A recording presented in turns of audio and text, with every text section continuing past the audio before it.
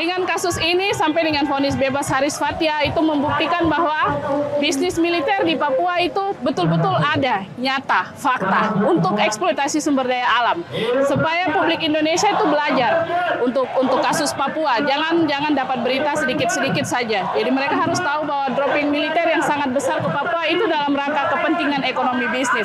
Dan sidang ini membuktikannya, dan itu membawa kebaikan, itu membawa bukti bahwa apa yang orang Papua bicara itu terbukti pada sidang ini. Begitu, Kak. Jadi proses persidangan ini sebenarnya menjadi pelajaran yang sangat penting bagi kita orang di Papua. Karena yang kita saksikan tiap hari di kampung-kampung adalah ada militer yang datang, kemudian ada kontak senjata antara militer dengan orang atau organisasi yang juga pegang senjata TPNPB, kemudian ada orang-orang yang harus keluar dari kampungnya, tapi ada proses tambang yang berjalan tanpa orang Papua pemilik tempat itu betul-betul sadar apa yang sedang terjadi di wilayahnya, bahwa ada dropping pasukan yang sangat besar itu sebenarnya untuk mengamankan areal pertambangan. Itu kita sama sekali tidak mengerti, kita tidak tahu, kita hanya tahu bahwa oh ini karena dinilai tidak aman makanya pemerintah Indonesia kirim militer banyak-banyak ke sini.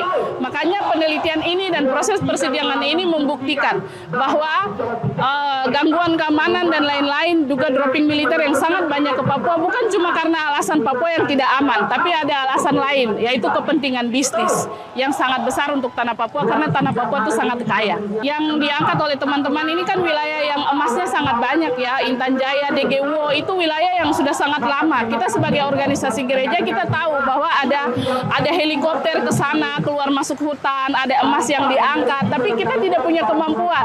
Bagaimana cara melawan ini, melawan sistem yang mencuri emas, legal maupun tidak legal, itu kita tidak punya kemampuan sampai ke situ, di Sungai DGWO dan sekitarnya.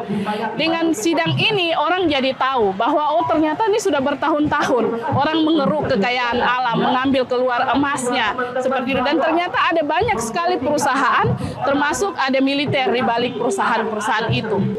Yeremia, almarhum Yeremia, ya saya yakin dia lagi bersyukur di sana karena hari ini terbukti bahwa yang dia bilang bahwa ini militer di sini untuk kepentingan apa, kita tidak punya ini untuk kepentingan mengamankan, itu terbukti dalam proses hari ini.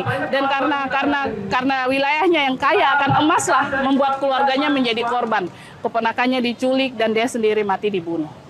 Ya, saya pikir yang paling masalah adalah orang-orang serakah di Republik ini, Kaleksi, orang-orang yang sangat serakah, dan celakanya orang-orang serakah itu adalah mereka yang punya kekuasaan, mereka yang punya jabatan, mereka yang punya kuasa, dan itu semakin memperparah kita, apalagi masyarakat adat yang hanya bisa bilang ini tanah saya.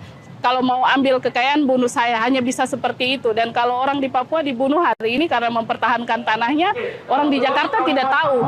Itu fakta-fakta yang sangat jauh dari kenyataan publik Indonesia. Makanya proses persidangan ini paling tidak menjadi pintu, menjadi jalan untuk orang mencari tahu lebih banyak lagi apa yang terjadi di Papua.